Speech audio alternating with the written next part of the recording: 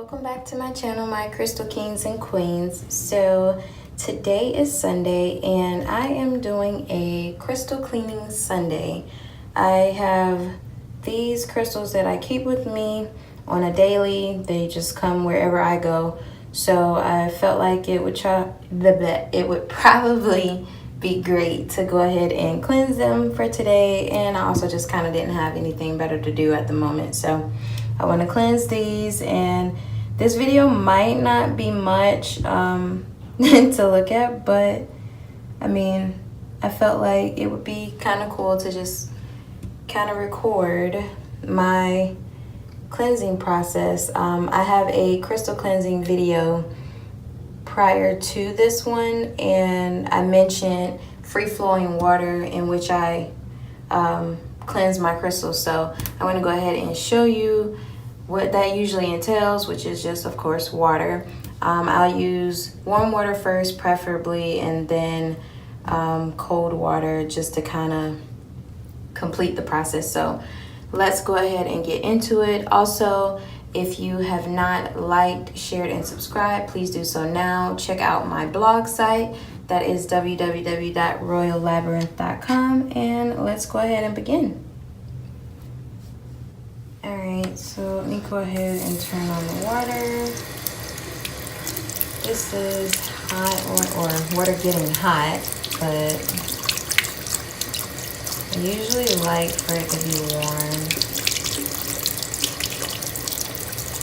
And I'll kind of just like let it run. I have a really bad habit of that, but it doesn't matter.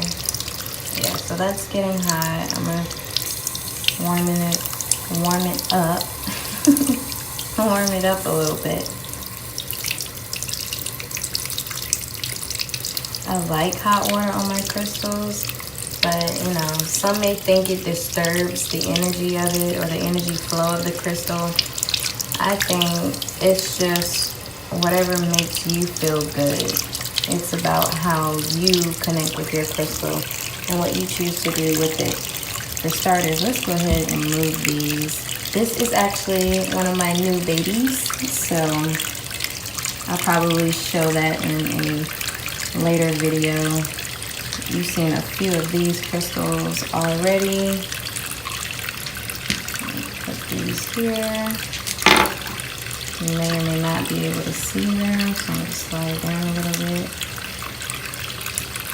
And I guess I'll start with my amethyst. So this is my favorite amethyst. Oh my gosh. So just start by running this under water. Now you may see toothbrush here. I just have a dedicated toothbrush for my crystals because you can tell there's like nooks and crannies that are kind of hard to reach on a crystal, and I like to make sure that I'm able to get every bit of it. So I just kind of scrub it, and it doesn't damage my crystal. It doesn't scratch it or anything like that. Then it also works really well on the rough parts. Some people may consider this crystal unorthodox, crystal cleansing unorthodox, but I don't care. This is how I cleanse my crystals, and it works very well for me. I love it. Leave that there. Now, generally, when I do cleanse my crystals, I'll, think of some very positive words to go along with it. I'll probably just turn this down a little bit and just make it mildly cold. That way I don't have to go back and forth with trying to wash it under cold water after running it through hot water or warm water.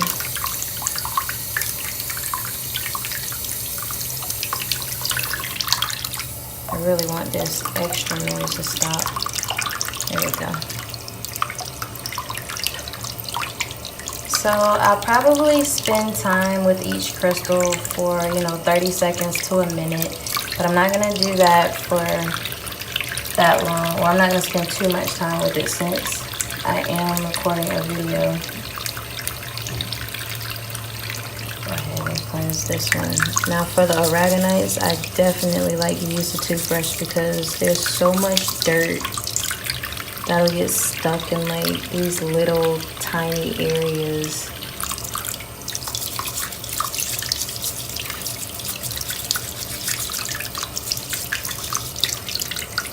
Try to monitor my time. Don't want this to be too long.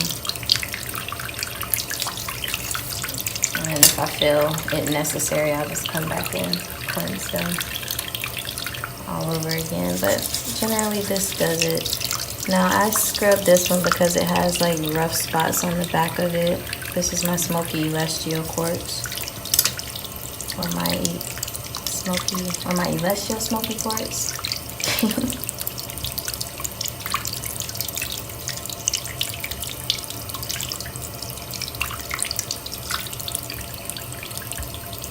And then I just, as you see, lay them on a little towel or a little rag for them to dry out.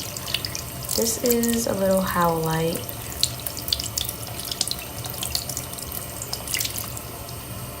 Set that there.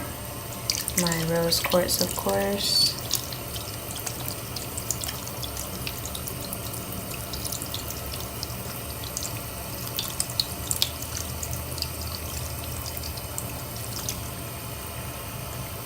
I absolutely love rose quartz.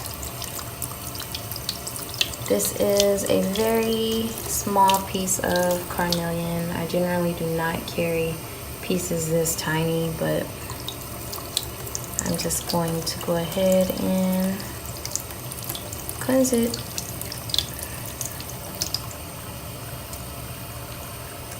My second piece of rose quartz. I'm not even really paying attention to see if you all are able to see my crystals, but sorry. Oh my gosh, you all, so I have figured out what this is. It is green aventurine, and no, I'm not saying that because I want it to be, but I actually looked it up and researched more about the in-depth color of green aventurine, the differences between jade and aventurine, and all of that great stuff. So I have my piece of aventurine, and I'm so happy about that because I absolutely love green aventurine. Well, you know what? I'll cleanse these other tiny pieces. This is white agate or agate, however you refer to it. I know everybody pronounces things a little different depending on where they're from, so I don't believe the way it's pronounced is wrong. If you're calling it something totally different than what it actually is, then yeah, you're wrong. This is bloodstone. This is really different from the bloodstone that I generally keep in my collection, but I love this just as much as well.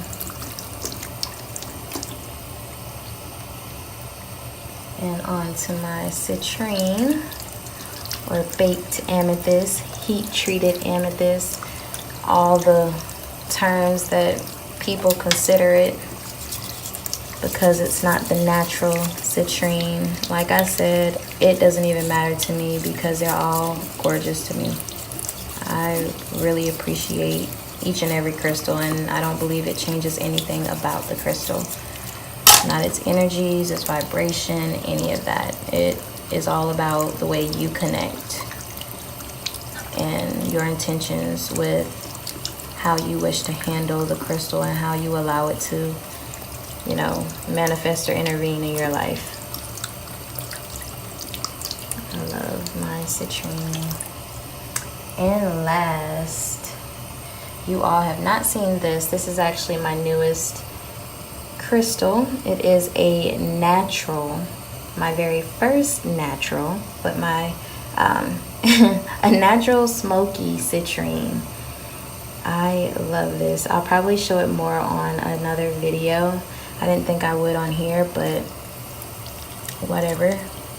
I love this. The smoky on the top here, just like in this one area. My mom calls it kryptonite.